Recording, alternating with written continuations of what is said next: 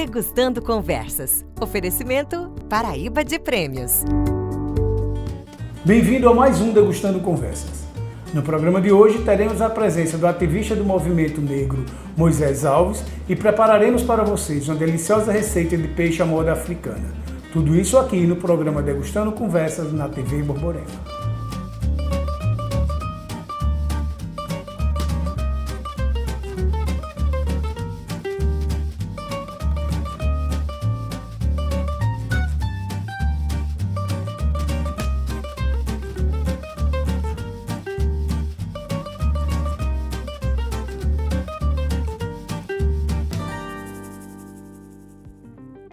Para nossa receita precisamos de meia cebola em cubos, 100 gramas de abóbora, uma batata doce, maxixe, filés de peixe, tomates, pimentão vermelho, pimentão verde, leite de coco, louro, gengibre, coentro e pimenta de cheiro. Agora que nós já separamos os ingredientes, vamos cozinhar. Vamos pegar inicialmente uma panela. Como você pode ver, eu estou pegando uma panela razoavelmente funda e larga. Vamos aquecê-la aqui. Colocar um pouco de azeite. Primeiro nós vamos refogar a cebola, o gengibre e a pimenta de cheiro.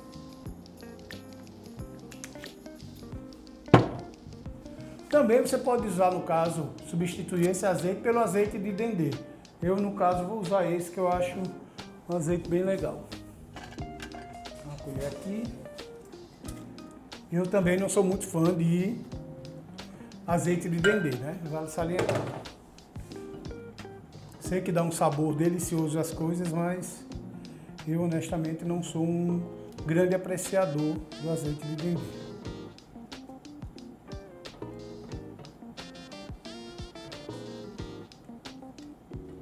Nós hoje estamos fazendo um peixe inspirado numa receita africana que eu encontrei. Então a gente está usando alguns elementos da cultura africana, alguns ingredientes, como o próprio coentro, o maxixe, a batata doce.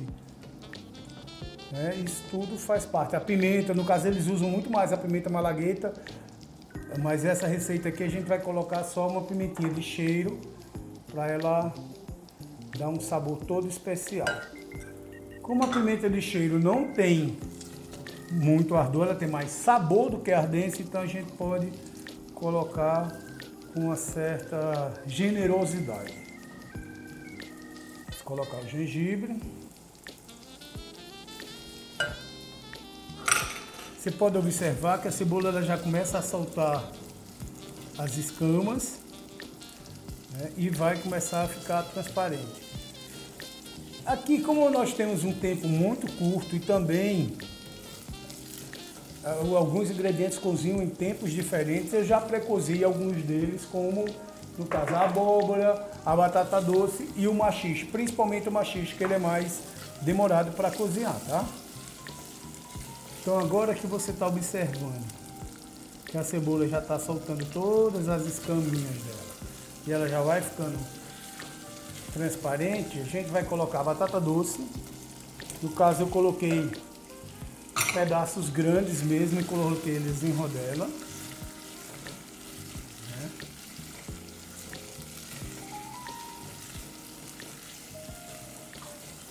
Vamos colocar o maxixe também.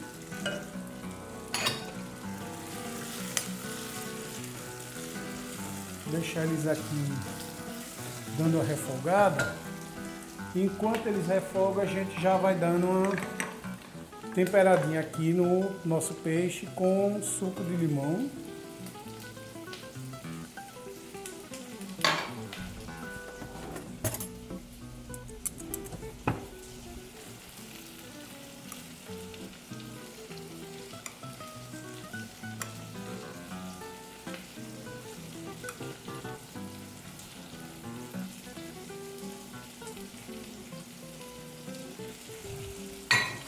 O sal a gente pode deixar para colocar no final, porque a gente vai acrescentar vários ingredientes aqui, então a gente tempera exatamente no final. Vou dar uma baixada nesse fogo para não queimar. Né? O gengibre já está ali pegando. O cheiro que está subindo aqui já está muito bom. Vamos colocar agora a abóbora. Como eu falei anteriormente, eu já pré-cozi a abóbora, o maxixe e a batata doce, tá? Porque o peixe, principalmente como a gente está trabalhando com filé, ele cozinha muito rápido. Então a gente tem que tomar cuidado. E também a gente pode substituir esse filé de peixe por peixe em posta. No caso aqui eu estou usando o filé de pescada branca, mas você pode usar outro tipo de peixe mesmo, inclusive atum, que é um peixe também da nossa região aqui da Paraíba. Tá? Você pode ver, ele já está todo mundo aqui misturadinho, os sabores já estão se misturando e aqui a gente vai colocar o nosso peixe para que ele possa cozinhar. A gente vai colocar os filés aqui por cima, como se fosse, se tivesse feito uma cama com esses outros ingredientes, com esses legumes.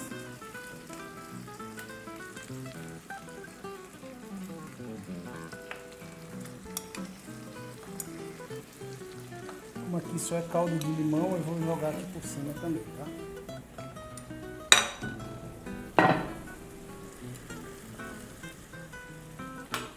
Aqui em cima a gente vai colocar tomate.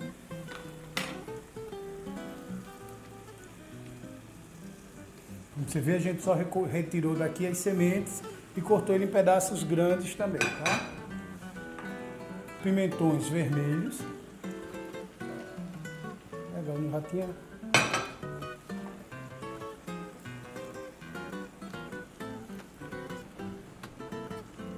Pimentão verde. Folhinhas de louro e, no caso, o leite de coco.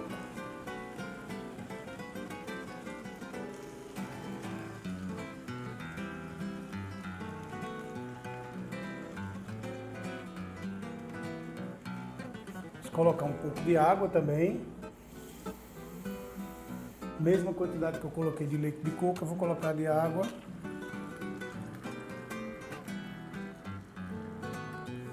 O coentro, no caso, ele só vai entrar no final quando o prato já estiver pronto.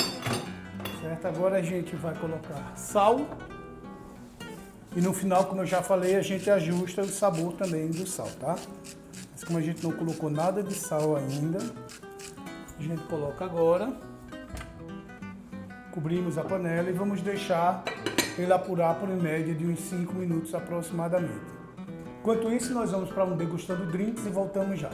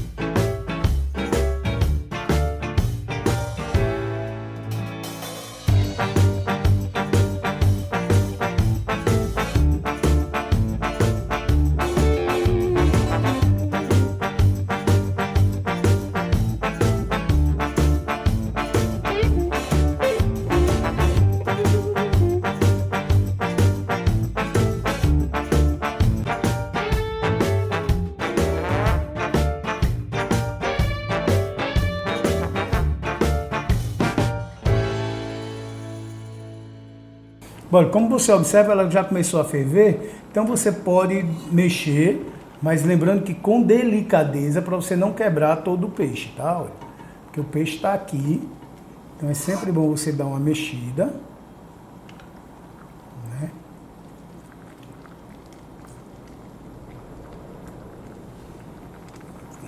Mexa delicadamente para que os sabores se misturem. Bem, vamos dar uma olhada aqui como está o nosso prato. Né?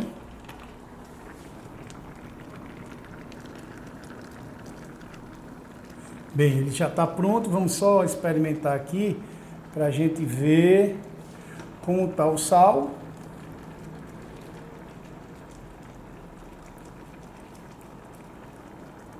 Para mim tá bom o sal, então agora só falta a gente desligar e colocar o coentro. Como eu já falei para vocês em outros programas, essa panela, como você pode observar, ela continua fervendo. Então a gente só tapa aqui. Enquanto eu vou separando os pratos, talheres para fazer a montagem do nosso prato, vocês vão assistindo no Degustando Dicas. No Degustando Dicas de hoje, eu vou mostrar para vocês como montar duas opções de mesa, uma mesa mais descontraída e uma mesa mais requintada para uma ocasião mais formal. No caso aqui, estamos com uma opção para uma ocasião mais descontraída, né? E se você ainda quiser deixar ela mais colorida, você pode trocar essa toalha. No caso aqui eu usei uma toalha jeans, você pode colocar uma toalha mais florida, mais tropical, como também você pode trocar essa louça e colocar uma louça mais clara. Pode ser uma louça estampada, sem problema nenhum. Então nós temos um par de talheres, onde a faca está colocada do lado direito, o garfo do lado esquerdo. Temos um prato para entrada, que pode ser uma salada, um caldo, alguma coisa assim. O prato principal e um soplá. É sempre interessante você colocar um soplá, que ele serve de base para tudo, né? Aqui na frente nós temos um garfo e uma colher para sobremesa. Lembrando que o garfo está com o cabo virado para o lado esquerdo, porque é o lado onde eu devo pegar o garfo, e a faca, a colher está com o cabo virado para o lado direito. Uma taça para vinho e um copo para água. Então, nesse caso, como é uma versão mais descontraída, você pode usar copos de formatos diferentes, sem problema nenhum de usar um long drink para isso. Coloquei o guardanapo aqui em cima, mas caso você vá servir a moda francesa, ou seja, o garçom vai trazendo pratos prontos, já vai colocando na mesa, então vai estar só o soplá e ele vai colocando os pratos prontos, então o seu guardanapo tem que estar do seu lado esquerdo, para que o garçom possa lhe colocar. Então, quando for servida a comida, lembre-se sempre de tirar o guardanapo da argola, deitar a argola. Se eu deixar assim, corre o risco dela cair para qualquer lado. Então, é sempre bom eu lembrar que eu devo deixá-la deitada e vou descansar o guardanapo suavemente na minha perna direita.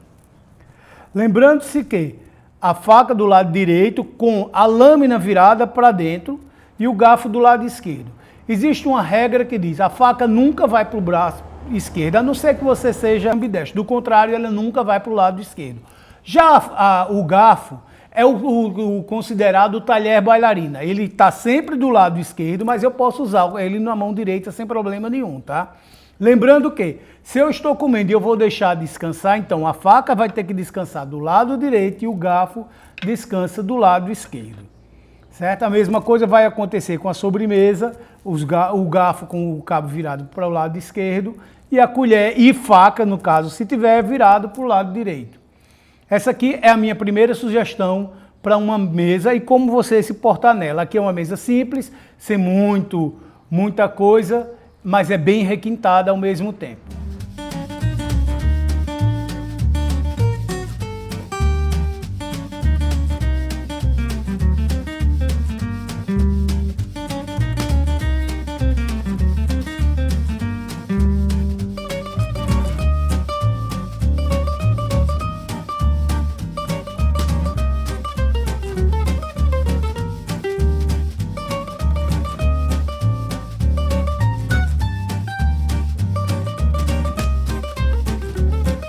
No programa de hoje nós contamos a presença aqui com o nosso ativista do movimento negro, Moisés Alves. Moisés, seja bem-vindo.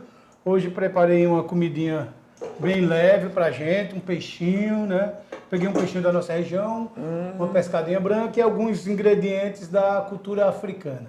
Moisés, nós estamos no mês de novembro, que é um mês alusivo, que normalmente as pessoas falam muito mais no câncer de próstata, mas também temos o combate à diabetes, que é o dia 4 de dezembro, temos o dia 20, que é o dia da consciência negra, né? E ainda temos a alfabetização, é o mês da alfabetização também. No caso, Moisés, gostaria que você me falasse qual a importância do dia 20 de novembro para a humanidade. Eu não posso nem dizer só para os negros, porque isso não é só importante para os negros, é importante para a humanidade, que sem os negros também a humanidade não existiria. Me fale um pouco sobre essa importância. Primeiro, a importância humana. Essa tradução que você coloca de não se preocupar com a questão da cor, da etnia, da pigmentação de pele, é importante porque a gente tem que entender que nós somos relações humanas, sobretudo.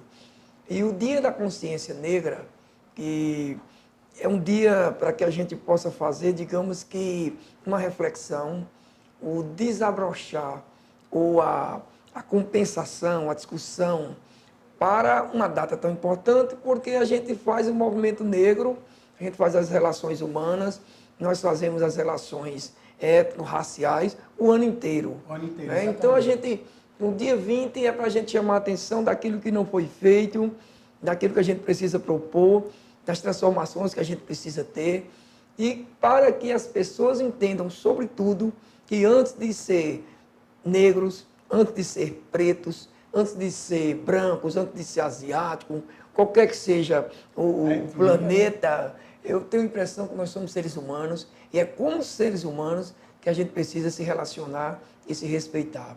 O Dia da Consciência Negra tem isso. Ele é a partida e ele é o meio, ele é o fim, ele é a nossa vida. Porque sem um dia de reflexão, nós não teríamos objetivo, por exemplo, construir os projetos anuais. Não teria objetivo, por exemplo, a Lei 10.639. Não teria objetivo o dia 13 de maio. Não teria objetivo o dia 25 de julho, que é o Dia da Mulher Negra, Latina e Caribenha. Então, todos esses objetivos alcançados, nós vamos fazer uma comunhão, um encontro, uma prestação de contas no dia 20 de novembro, que foi o dia que Zumbi foi assassinado e entregue, infelizmente, as suas partes históricas, as suas convicções e as suas dignidades, e para as quais ele defendia no sentido das relações humanas, né? Aquilo foi exatamente a data, ou aquela foi exatamente a data, que o Estado negou o povo preto, o povo negro e o povo absolutamente afro-brasileiro. Não é bem um dia de comemoração, é mais um dia de luta, né? Um dia de enfrentamento, de esclarecimento. Um dia de chamar atenção. Porque a gente sabe que existe esse racismo disfarçado hoje em dia, nem só contra negros, é contra homossexuais, contra pobres, contra um monte de coisas, né? Como você vê essa história do racismo hoje em dia aqui em Campina Grande? Porque a gente vive aqui, então a gente convive muito mais com essa sociedade daqui do que com outras aqui de fora. Como você vê isso? Talvez você não perceba, ou as pessoas não percebam, e nós falávamos isso em off, Campina Grande é uma cidade racista. Isso é uma realidade que a gente precisa deixar bem claro, porque você só pode combater a doença assumindo que tem a doença. Não adianta, claro. Tá. E nós temos uma doença chamada racial, né, que é um problema da discussão do mito, né, da chamada democracia racial, o que é falso em todo lugar.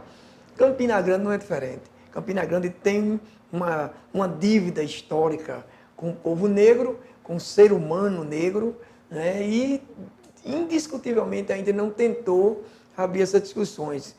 Só para que tenhamos uma ideia, nós temos a revolta de Quebra-Quilhos, por exemplo.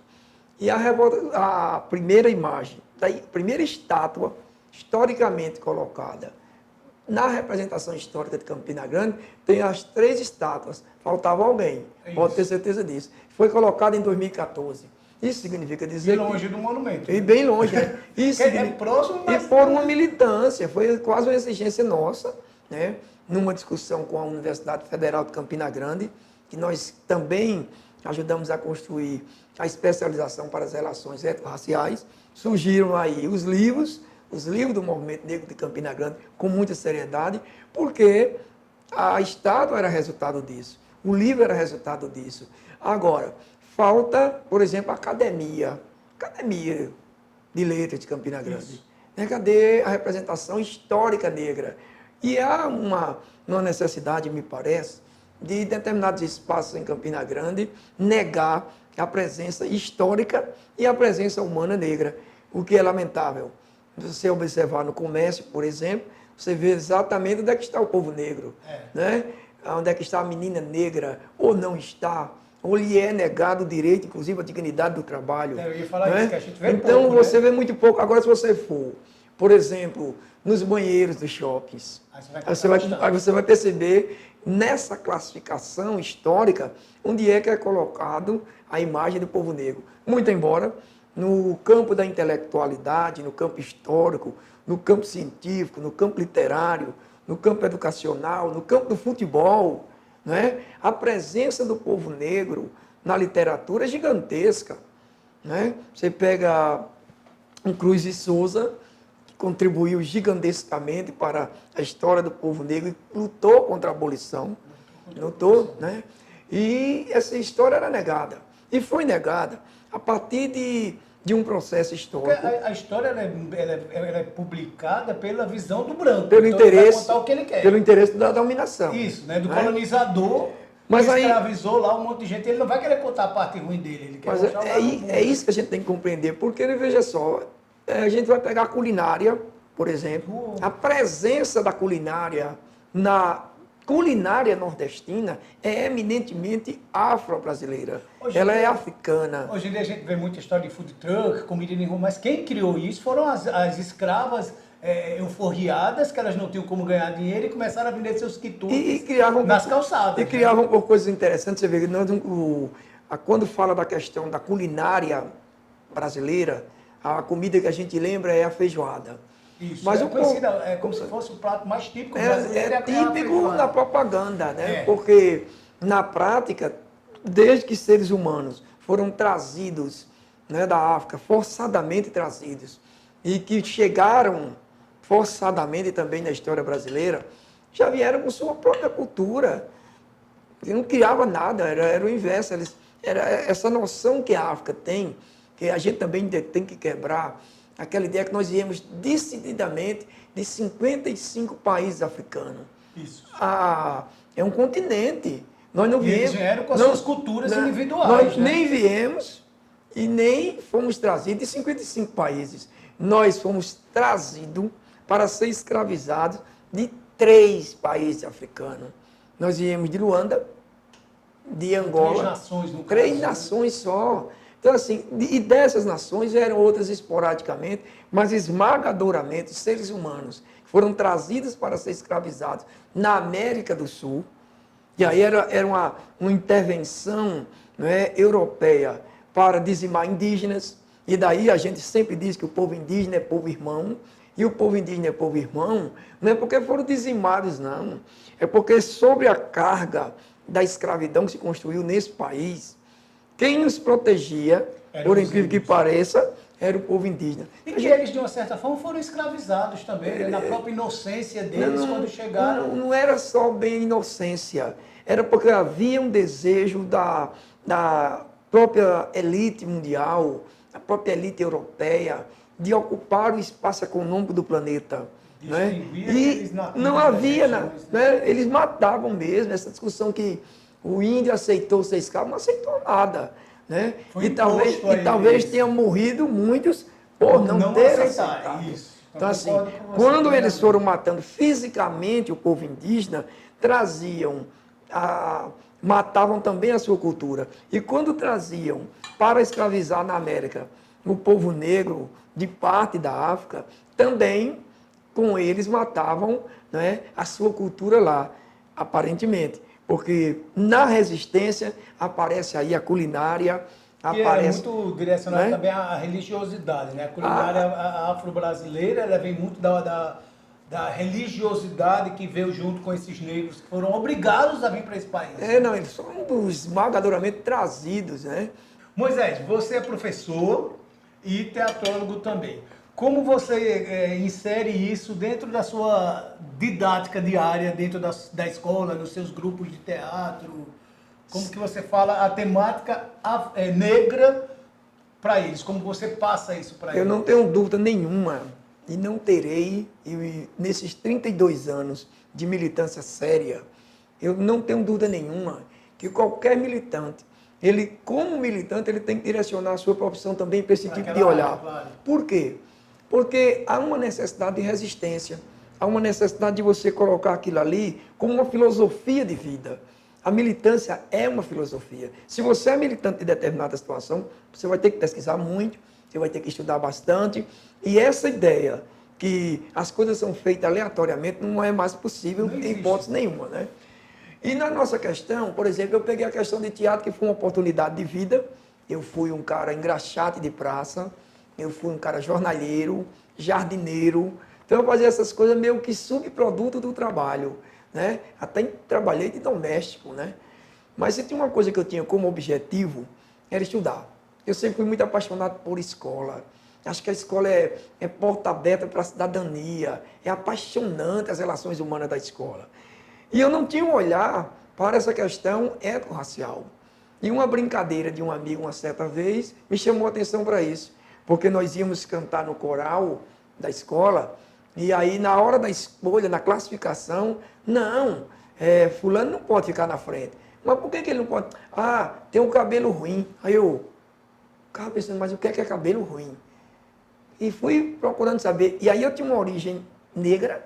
Meu pai é bisneto de ser humano escravizado, que da região de Areia, Alagoa Nova, da Aldeia Velha, até o Sítio Geral, tem uma história. Ainda né? existe Existe, sim. Que tem uma cultura agroecológica também. Comunidade remanescente, a Caiana dos Crioulos, vem disso.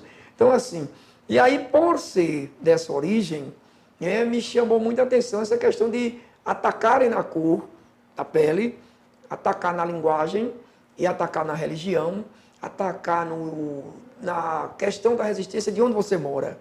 Né? A gente morava num bairro muito pobre, que era parte do bairro de Zé Pinheiro, conjugado com a feira. Próximo, né, a rua Quebra-Quilos. Né? Eu nasci na rua Chico Maria, que hoje é Capitão João de Sá. Meu pai morou lá. Pois é, eu nasci naquela rua. Então aquilo ali era tudo mato, muita lama, muita periferia, muito muquifos, né? E tinha uma característica muito grande negra. Então eu nasci e cresci nessa lógica. E em dado momento, eu me vi na obrigação, no dever, de começar a ser curioso com isso. Ô, gente, por que é que tudo que me cerca é afro? Por que é que tudo que me cerca é negro? E por que é que as pessoas, quando falam de negro, falam disso? Fui fazendo comparativos positivos e negativos. Bom, não podia negar. Você pegava meus irmãos, você conhece a maioria, você vai pegar todo... Eu sempre digo que lá em casa é um quilombo. Né? Quando nós viemos para cá, morar num bairro hoje tido como nobre, mas nós nascemos na periferia. Então, toda essa oportunidade... E era periferia quando a gente veio morar. Era uma espécie de sítio, né? Era um sítio de barro. Né? Tudo à toa, né?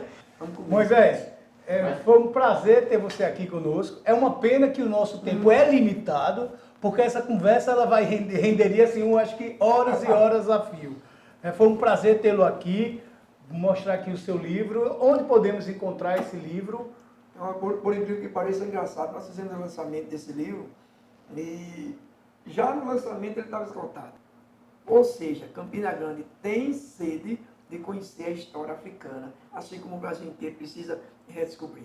Então eu que agradeço, eu que fico feliz e digo que se alguém puder encontrar na Nobel, puder nos encontrar por aí, vai encontrar, mas a gente vai poder construir uma história melhor e eu fico extremamente lisonjeado, honrado, né, de poder, no mês da consciência negra, poder dizer a Campina Grande, poder dizer a Paraíba, poder dizer aos governantes, ao historiador, ao professor, ao ser humano comum, que, sobretudo, todos nós somos seres humanos e, como seres humanos, todos nós merecemos respeito. E é nesse respeito que eu mando muita axé para todos vocês, para você, muito obrigado a toda a equipe, muito obrigado a você. Grande abraço e muita axé. Até a próxima. Chegamos ao final de mais um Degustando Conversa. Espero que vocês tenham gostado. Até o próximo sábado.